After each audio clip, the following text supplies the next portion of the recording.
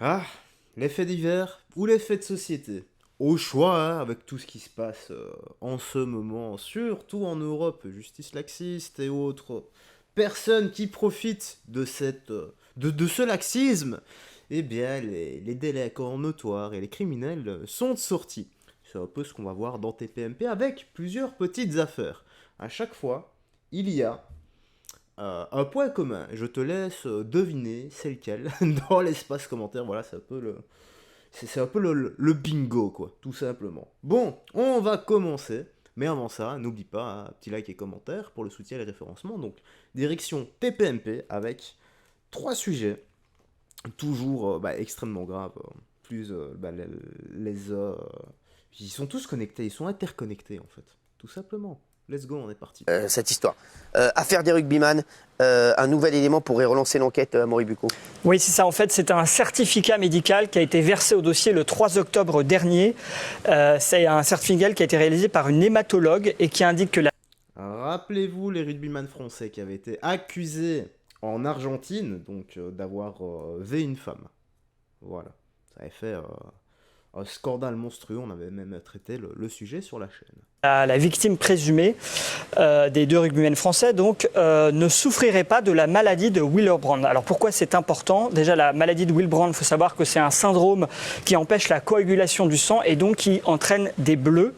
Et il faut savoir qu'une partie de la défense des rugbyman, mais aussi du travail du parquet, était de dire que cette femme souffre de cette maladie, d'ailleurs elle-même l'a reconnue, et donc que les bleus qu'elle portait, qu'elle avait sur le corps le jour de son dépôt de plainte n'était pas dû au coup porté par le rugbyman, mais à sa maladie. Donc évidemment, si elle n'est pas malade, on se demande d'où viennent les bleus qu'elle portait sur le corps. Alors, avec ce nouvel élément dans l'affaire, évidemment, les avocats de la victime demandent à ce que l'enquête soit relancée, parce que je rappelle que cette enquête est sur le point de se conclure, puisque le 18 octobre prochain, il doit y avoir une audience de non-lieu, puisque le parquet a estimé sur la base de rapports médicaux et psychologiques que la version de la victime n'était pas assez solide, qu'il y avait des contradictions, et donc le parquet demande un non-lieu.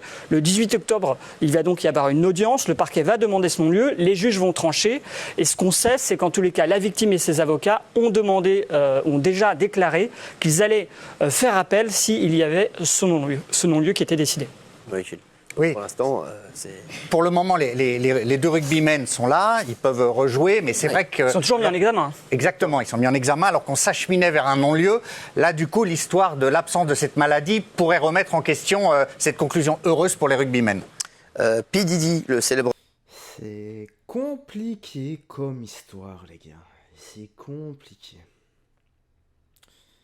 C'est auquel cas, de toute façon, s'ils ont vraiment fait du mal à la femme, à la dame, eh bien, ils mériteraient de croupir en prison, et peu importe à chaque fois l'origine, les gars. Hein. N'oubliez pas qu'à une certaine époque, on coupait l'arme du crime. Et c'est pour ce genre de choses, on devrait, voilà, une petite castration chimique. Ça leur... Ils s'en rappelleraient toute leur vie.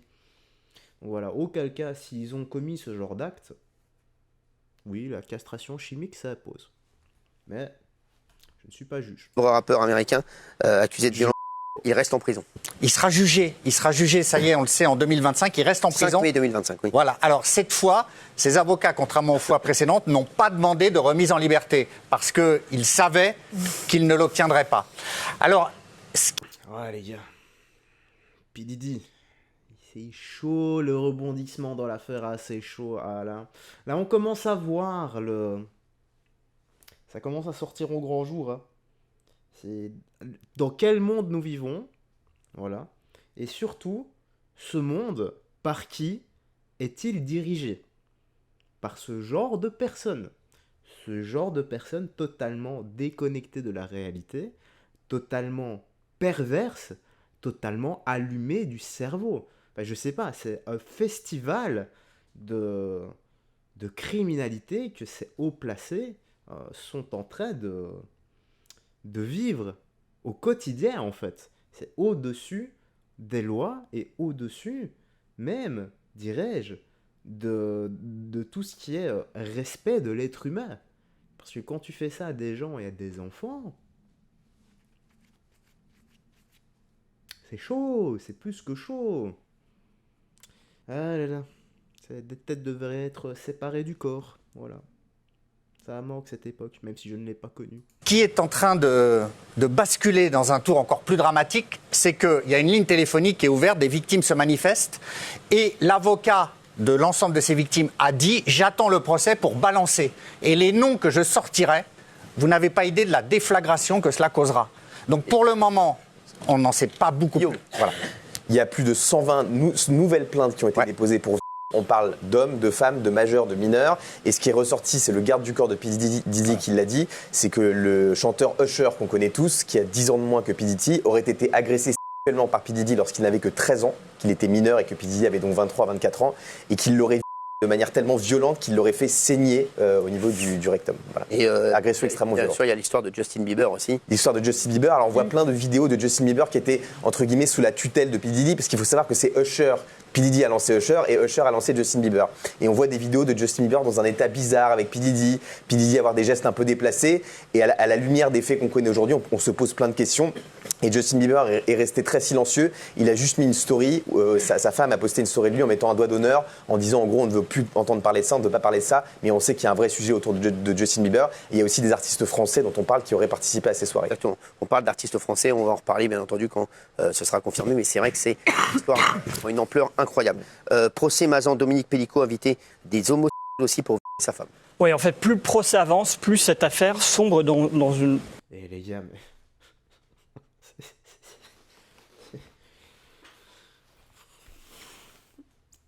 Je sais pas quoi dire, c'est une dinguerie encore. C'est totalement une dinguerie. Vous imaginez encore une fois le monde dans lequel on vit, les gens pervers qu'il y a, et cette injustice constante.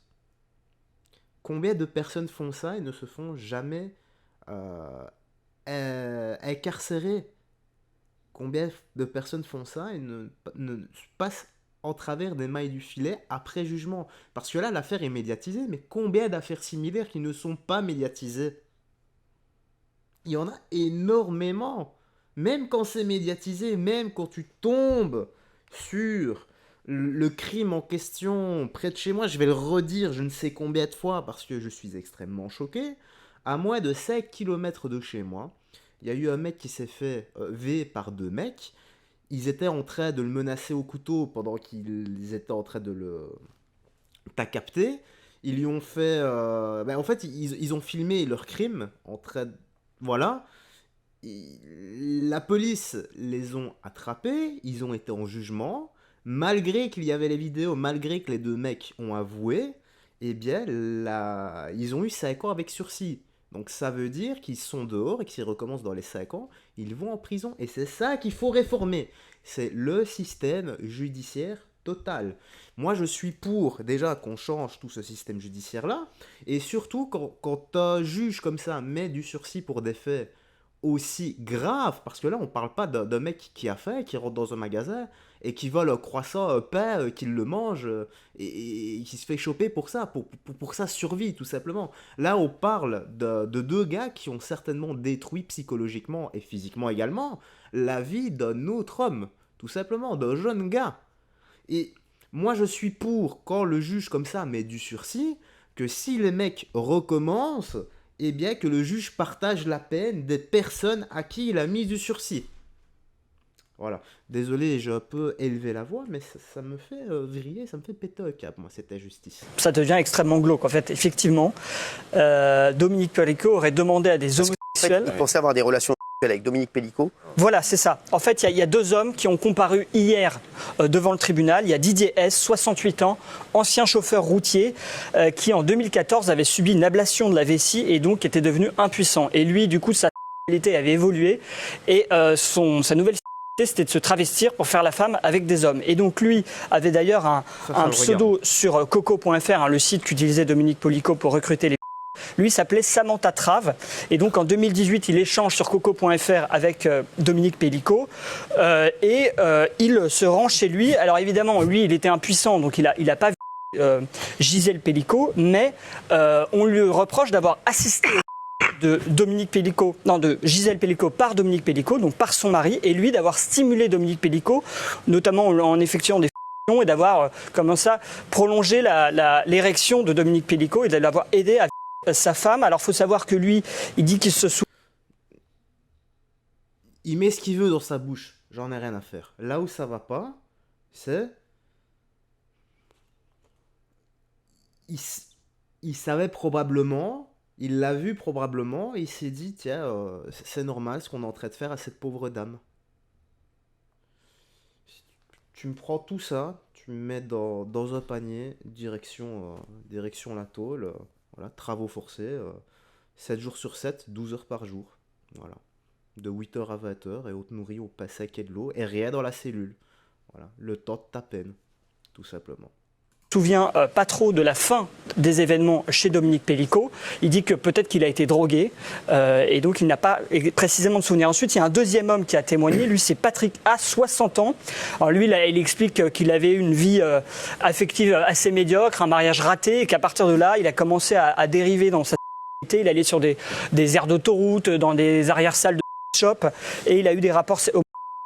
Et donc lui aussi raconte que Dominique Pellicot l'a fait venir chez lui. Lui aussi pensait avoir des rapports sexuels avec Dominique Pellicot, mais Dominique Pellicot l'a poussé, si vous voulez, a réussi à le convaincre de avoir un rapport avec Gisèle Pellicot. Alors là, la particularité de Patrick A, c'est que lui a reconnu mais n'a pas trop eu le choix, puisque là, la police a trouvé en fait des traces, des échanges entre cet homme et Dominique Pellicot. Ces échanges sont absolument atroces et vous allez voir très explicites. Alors voilà ce que déjà l'annonce postée par Dominique Pellicot sur le site coco.fr. Je cherche complice pervers pour abuser de ma petite femme endormie, une belle prude qui ne veut pas de trio.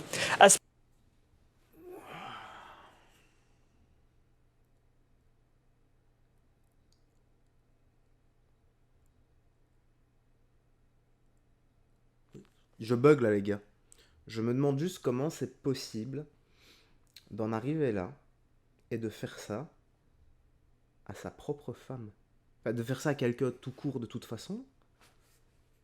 Mais de faire ça en plus à sa propre femme, je bug. C'est le degré de perversion, le degré de méchanceté.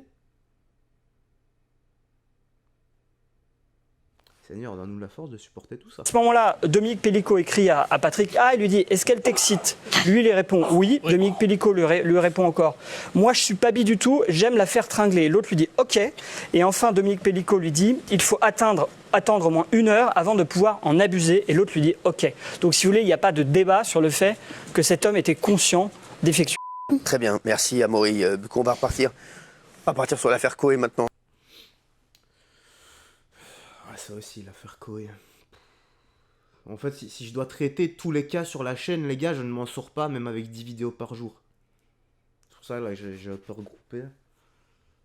Si je dois faire une vidéo à chaque fois, je ne m'en sors pas à niveau montage. Bref, dinguerie sur dinguerie sur dinguerie sur dinguerie sur dinguerie sur dinguerie sur dinguerie. Certaines diront que la fin des temps est proche. D'autres me diront que nous sommes en train déjà de la vivre. En tout cas, le point commun de tout ça, et j'espère que ça arrivera, c'est que toutes les personnes coupables dans les affaires qu'on vient d'énumérer, dans les 3 affaires que l'on vient de voir, toutes les personnes qui sont effectivement coupables, j'espère sincèrement qu'elles vont en prendre pour leur grade. Voilà. Et qu'on va faire un bel exemple avec eux et qu'il n'y aura aucun traitement de faveur. Ah, si c'était que moi, les gars, Goulag, Corée du Nord, voilà, on les tape dans la prison de la prison de la prison, si tu vois ce que je veux dire. Donc, tu as la pire prison du monde. Dans la pire prison du monde, tu as une autre prison qui réduit encore tes libertés. Et dans cette prison, à l'intérieur de la prison, tu as une 3e prison qui, en fait, tu ne revois plus jamais la lumière du jour. Peut-être que si on avait ça, pour certains crimes, le monde se porterait mieux. Mais auquel cas, il y a un dérangement là-dedans. Faut pas être très sain d'esprit. En tout cas, moi j'ai rien d'autre à ajouter. Tu me dis ce que tu penses dans l'espace commentaire avec modération, là, parce que je sais que ça va encore jaser. Vous avez raison, les gars. Moi, je suis d'accord avec vous. Hein. J'ai qu'une envie, moi, c'est de les insulter et de faire bien pire que ça s'ils étaient devant moi. Et voilà. Prends bien soin de toi. Des gens que tu aimes. Et que Dieu te garde. Salut. Faites très attention à toi.